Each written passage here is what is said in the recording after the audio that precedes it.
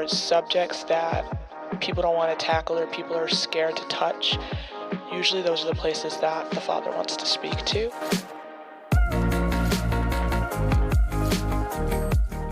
Well, welcome back. I'm excited for this episode. This is one of those things that I don't talk about publicly very often, which is politics. I feel like politics and racial justice and things like those kind of topics are great for sitting around a kitchen table.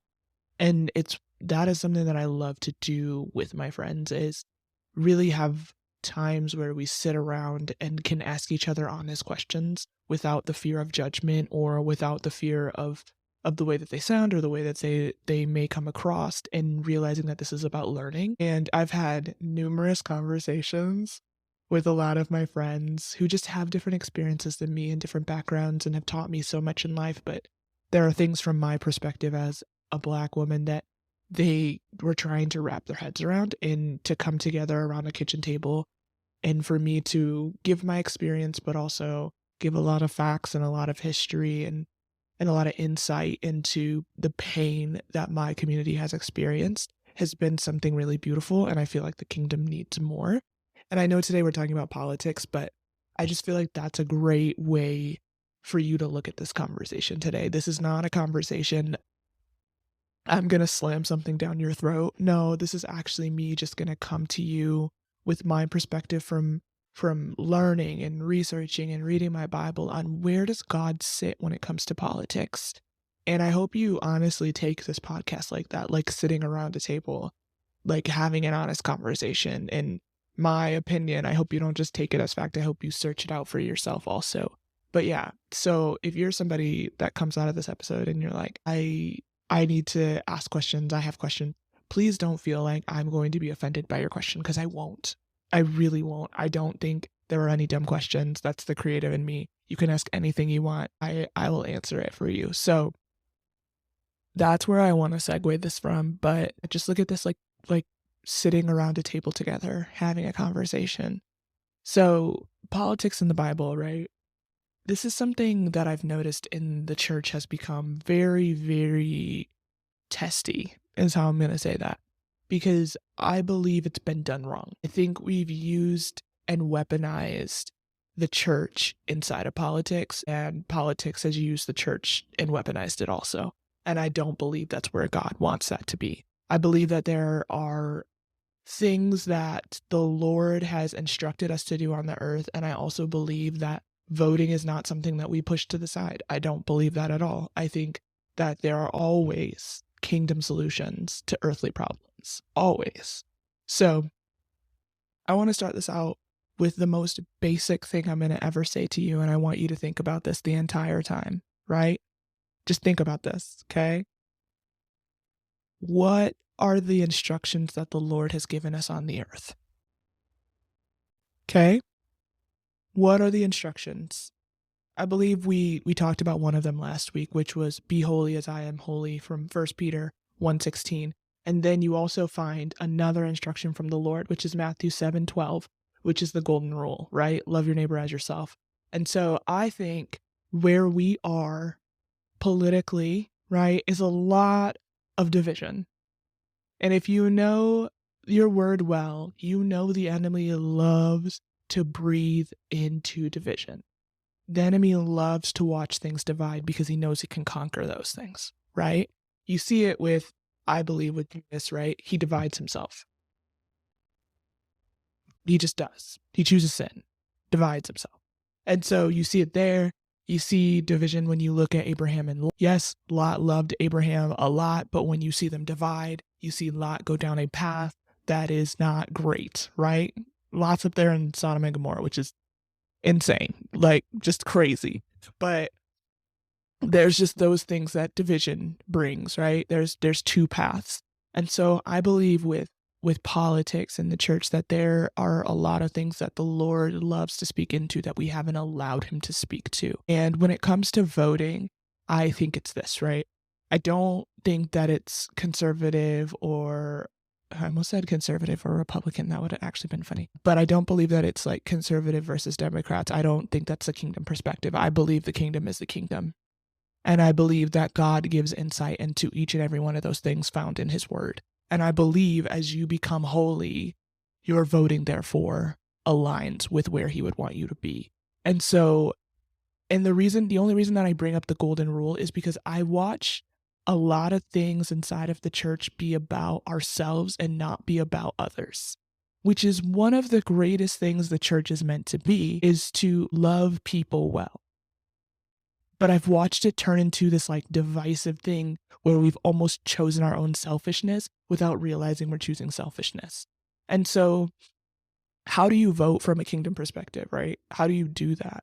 You dive into the word of God. You look at what he constitutes.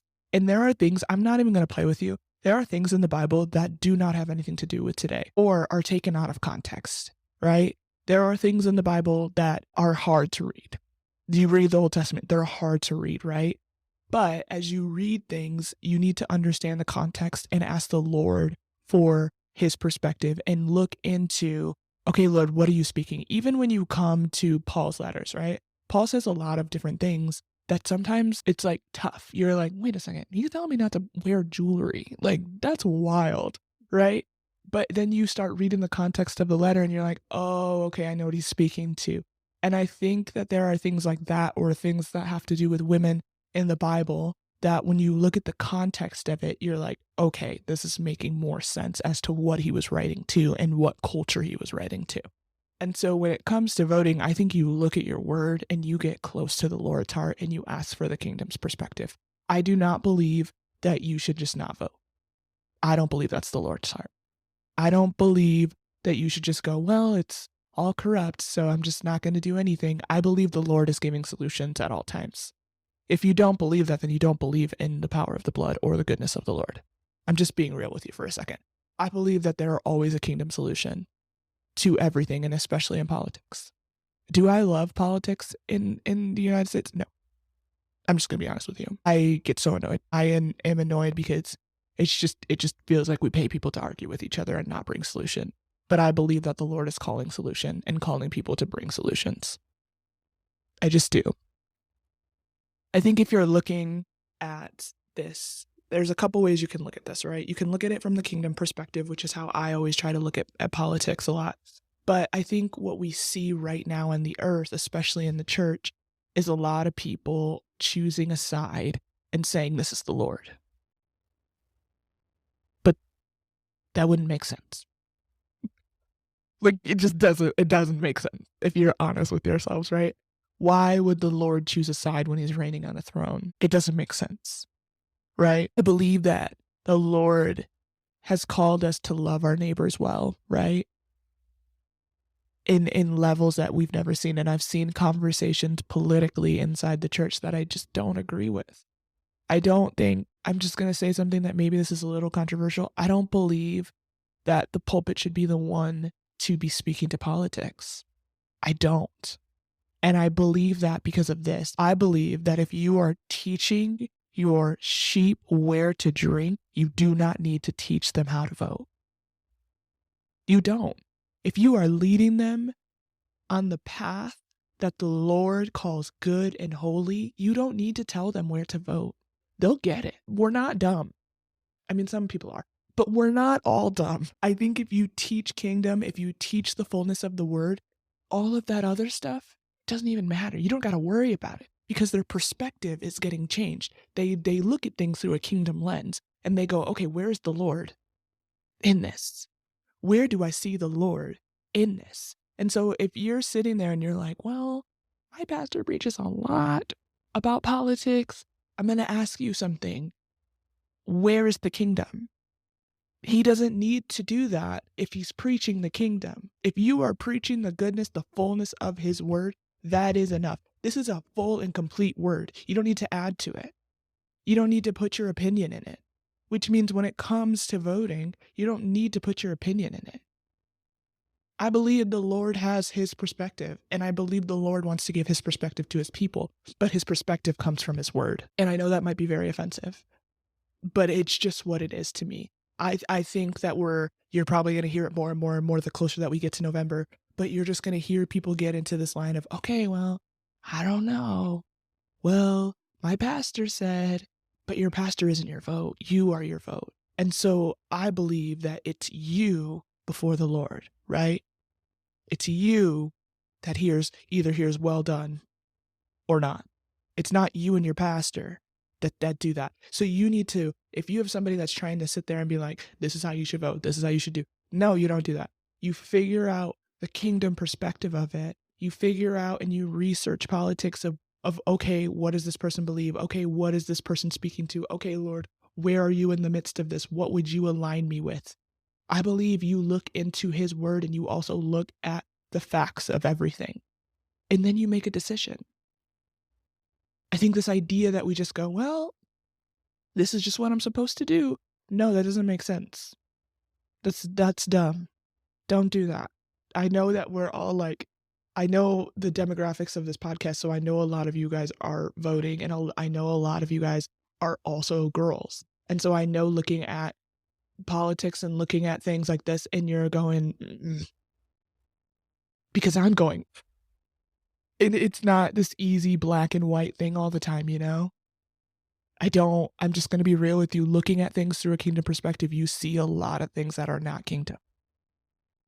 And it's tough. Like you feel your heart tugging and you're like, which way do I go, Lord? And I think honestly, this is what it comes down to, right? I had to get to this place where I earnestly sought out the Lord when it comes to how I vote. Where I earnestly researched things, where I read his word, and then I went to the Lord and I prayed. And I asked, where are you in the midst of this? And I'm going to be honest, sometimes it's really dark, and he's not. He's not there. And that's tough. This is one of those moments where you have to sit there and be like, okay, Lord, there's always a solution. I know you're going to bring one. So I'll sit and I'll wait for your solution.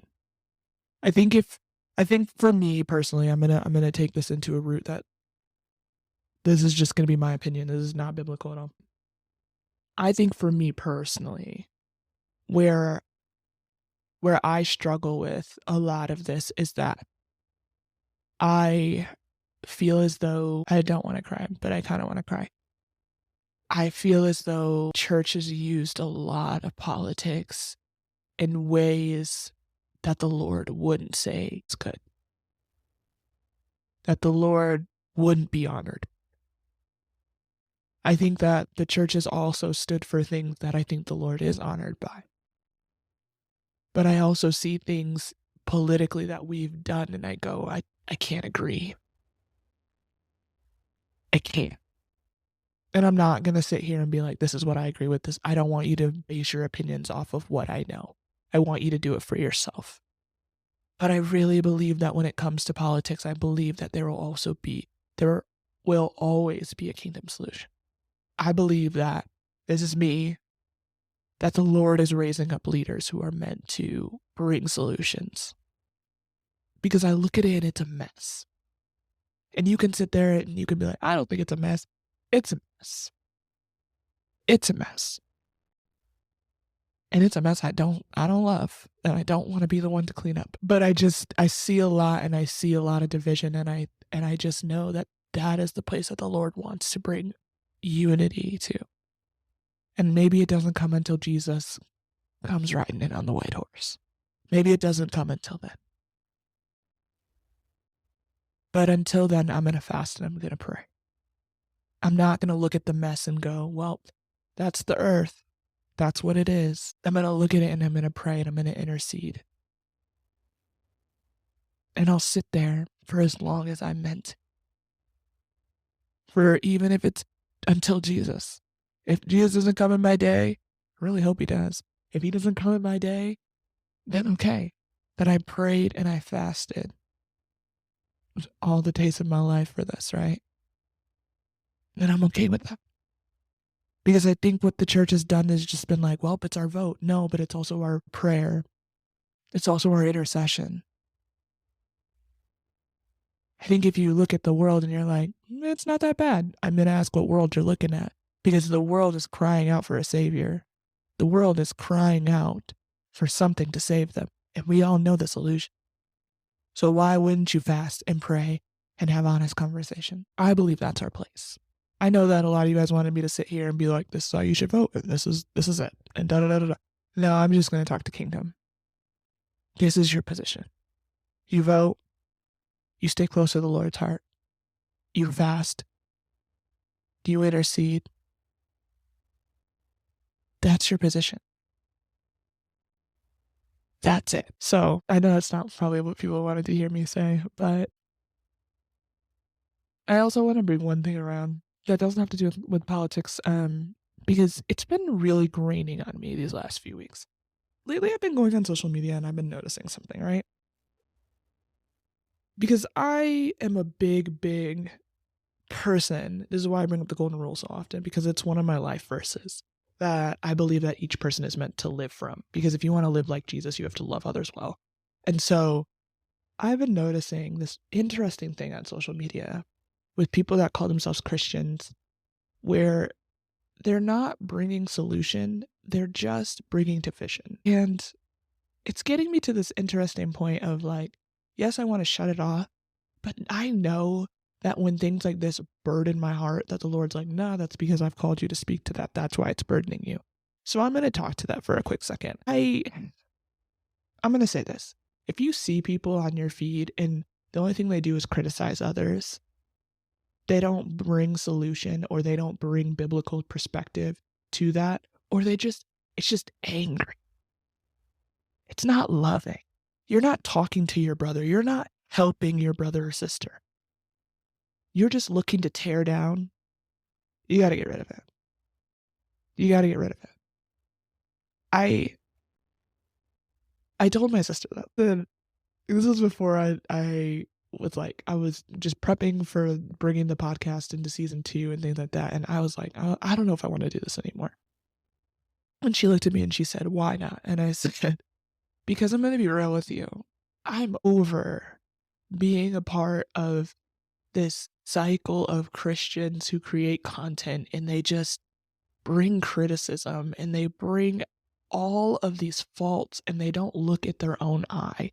And I'm over teaching things and feeling as though I have to save people and things like that. And we were just talking through it, and she just said, like, honestly, I think what you're trying to say is that you don't want to be roped into this narrative of Christians who create things that are angry and divisive. And I said, yeah, I'm tired of it. And this is what I'm seeing. And I think what it is this, that we, as followers of Jesus, need to lovingly go to our brothers and sisters and say, hey, is this what Jesus would have done if he walked the earth? Because even though, yes, Jesus called out, he did, he called things out. There were times where I'm like, oh, dang, Jesus, okay. He called out the Pharisees, he called out the Sadducees, he did. But he still loved them. And what I see through a lot of the words that people speak are not love. What's that verse? There's a verse. Hang on. I'm literally going to look at it because I never remember it. Here we go. We're going to go to 1 Corinthians 13. Here we go. What am I looking at? 1 Corinthians 13:1. Give me like 2 seconds. I know this is going in a different direction right now, but I just feel as though this is something that needs to be spoken to. So here we go. You ready? Make sure this is still going. Here we go. 1 Corinthians 13, which is obviously the chapter about love that everybody uses, right? Like, love is patient, love is kind. But if you read the beginning, it says, and now I will show you the most excellent way. If I speak in the tongues of men and of angels, but have not love, I am only a resounding gong or a clanging cymbal. If I have the gift of prophecy and can fathom all mysteries and all knowledge, and if I have faith that can move mountains, but have not love, I am nothing. If I give all I possess to the poor and surrender my body to the flames, but have not love, I gain nothing. I think that is the verse for what I see right now. Because what I see right now, and this is just to believers, specifically to those of you guys that are creating content and consuming this content, if you are watching people who are just swirling out and saying things and producing and saying it's a prophetic word and it's all these things, but it's so angry and it doesn't seem biblical because it's not, and there's no love in it, where is the Lord? Where is? Like, I'm just being really honest because it's been grinding me. How can you call yourself a follower of Jesus and not go to your brother with love to correct him? Then you're no longer a brother. Then the enemy is using you. Like, that's just what it is, if we're going to be real with ourselves. I'm just saying that because I'm tired. Like, I'm so tired of it. Get it together. I've seen so many things. And I'm not even talking about, it's not even that they're talking about pulling out sin. It's that they're just literally ripping into people to rip into people. It's not that they've fallen. It's not that they've made a mistake. They're just laying into them. And if they have fallen and they have made a mistake, go pray for them. Go be a brother and a sister. Go love them. Do you not think they don't know in their heart that they failed? You're just reassessing, like re-bringing up the same problem and solution. Would you want that to happen to you? Why would you want somebody else to call it the dirt when you could call it the gold? That's the difference. Everybody sees their dirt. Not everybody sees their gold. So when you choose to just point out and say, here, oh, that's a fault. Look at yourself. I'm pretty sure the Lord could do the same thing for you. So that's where I'm at. I'm not angry. Well, I am a little angry, but I think I'm just disappointed. That's what I'm going to say. I'm going to be a parent today. I'm disappointed that we don't love people well, that we don't love those that are struggling. We don't love people that have fallen well. We just seem angry. But that's just me. All right. Well, I'm probably going to take this piece and make it like its own little 10-minute blurb out. But yeah, I hope you guys have a good week. It's been fun.